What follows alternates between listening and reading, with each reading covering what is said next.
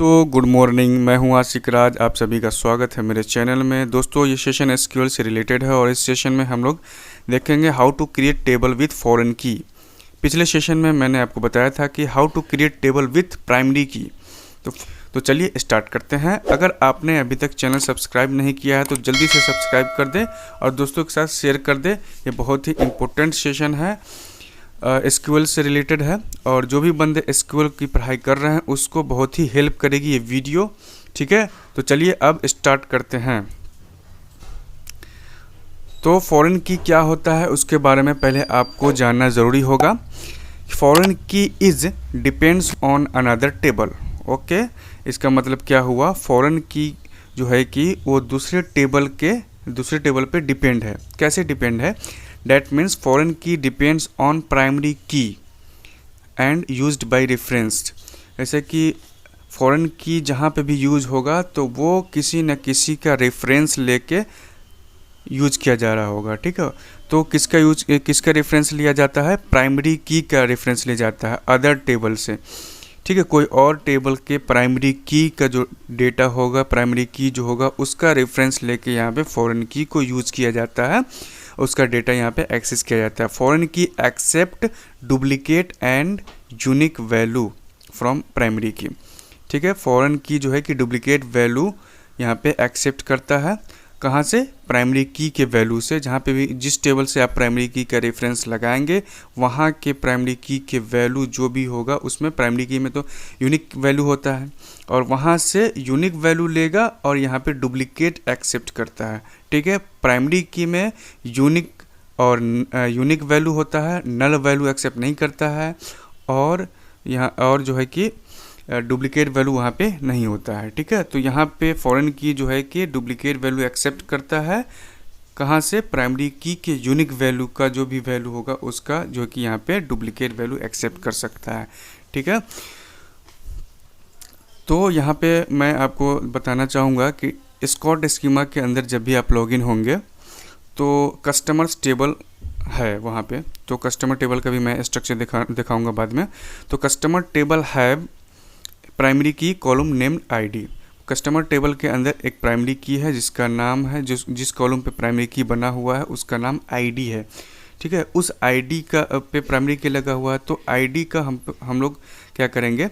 Reference लेके हम लोग को यहाँ पे फॉरेन की बनाना है। तो here I wants to create table. हम लोग अब चाहते हैं कि ऑर्डर्स अंडरस्कोर न्यू एक टेबल बनाए और उसमें एक फॉरेन की क्रिएट करे जो कि रेफरेंस लेगा प्राइमरी की का, कस्टमर के आईडी का।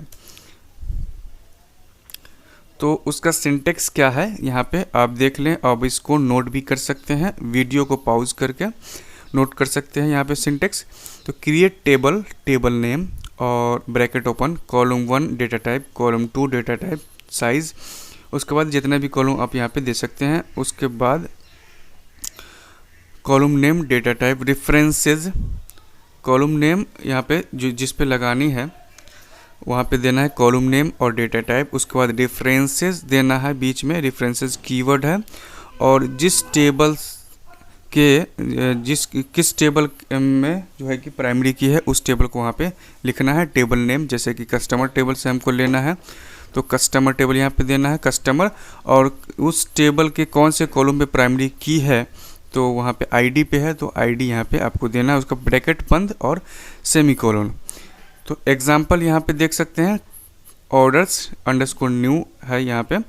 ऑर्डर्स अंडरस्कोर न्यू टेबल मैं क्रिएट कर रहा हूँ तो create table underscore new, ID int not null, ORD data type का है और customer underscore ID int, data type int है। उसके बाद रेफरेंसेस और यहाँ पे जो कस्टमर अंडरस्कोर आईडी है वो है मेरा कॉलम नेम। ओके, ये ऑर्डर्स अंडरस्कोर न्यू में मैं कस्टमर अंडरस्कोर आईडी का एक कॉलम बना रहा हूँ और ये data type int data type का है और रेफरेंस कहाँ से ले रहा हूँ? कस्टमर टेबल के आईडी कॉलम का जो भी डेटा होगा वहाँ से वो रेफरेंस करेगा, वहाँ से वो फेच करेगा डेटा, अमाउंट, नंबर और उसके बाद प्राइमरी की आईडी, सेमीकोलन, यहाँ पे ब्रैकेट बंद और सेमीकोलन। ओके, तो चलते हैं, मैं आपको अब बताता हूँ वहाँ पे एसक्यूएल डेवलपर के स्क्रीन पे लेके चलता हूँ और वहाँ पे मैं क्रिएट करके दिखाता हूँ।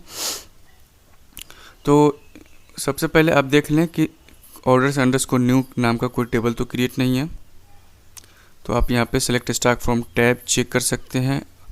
यहाँ पे देख सकते हैं ये सारे के सारे यहाँ पे टेबल लिस्ट यहाँ पे आ चुके हैं। नीचे देख सकते हैं, नीचे ऑर्डर्स अंडरस्कोर न्यू यहाँ पे नहीं है। ओके, तो आप यहाँ पे ऑर्डर्स अंडरस्कोर न्यू नेम का टेबल क्रिएट कर सकते हैं। यहाँ पे आईडी कॉलम है, इसका डेटा टाइप इंट है, उसके बाद नॉट नल यहाँ पे कंस्टेंट है। ORD डेट डेटा टाइप का है, customer underscore ID int data type का है, और रेफरेंसेस कस्टमर टेबल के ID से यहाँ पे लिया जा रहा है। तो जब यहाँ पे इसको बोलते हैं, जब भी आप देखेंगे रेफरेंस लगा हुआ, तो इसका मतलब क्या हुआ, ये फॉरेन की यहाँ पे क्रिएट किया गया है। उसके बाद अमाउंट एक कॉलम है, amount number data type, primary की ID को हमने प्राइमरी की बनाया है इस टेबल के लिए। तो मैं यहाँ पे इसको क्रिएट करता हूँ, create table orders underscore new table यहाँ पे क्रिएटेड। ओके, तो आप यहाँ पे इसको रिफ्रेश कर सकते हैं। यहाँ पे रिफ्रेश बटन है, इसको रिफ्रेश करके यहाँ पे फिर से जाएंगे टेबल में, तो वहाँ पे आपको दिख जाएगा ऑर्डर्स अंडरस्कोर न्यू नाम का एक टेबल क्रिएट हो चुका है। और यहाँ पे नलेबल नो है और बाकी सब में यस है, मतलब कि ये हमने प्राइमरी की जो डिफाइन किया था, तो इसलिए वहाँ पे जब भी आप प्राइमरी की डिफाइन करेंगे तो वहाँ पे नलेबल नो हो जाता है, ठीक है, बाय डिफ़ॉल्ट, कि मतलब कि उसमें डुप्लीकेट वैल्यू और ये नल वैल्यू एक्सेप्ट नहीं करेगा। तो हमने जाना इस सेशन में कि कैसे हम लोग जो है कि फॉरेन की टेबल क्रिएट करेंगे विथ फॉरेन की। और आप जो है कि इसको नोट डाउन कर लें, आपको फ्यूचर में काम आएगा। आप जब भी टेबल क्रिएट करेंगे तो आपको जो सिंटेक्स काम आएगा, हेल्प करेगी बहुत ही ज़्यादा। ठीक है दोस्तों, इस वीडियो में इतना ही। अगर आपको वीडियो पसंद आई और हेल्प करती है आपके नॉलेज को बढ़ाने में, तो चैनल सब्सक्राइब जरूर कर लें और दोस्तों के साथ ज़रूर शेयर कर दें। Thank you very much for watching this video.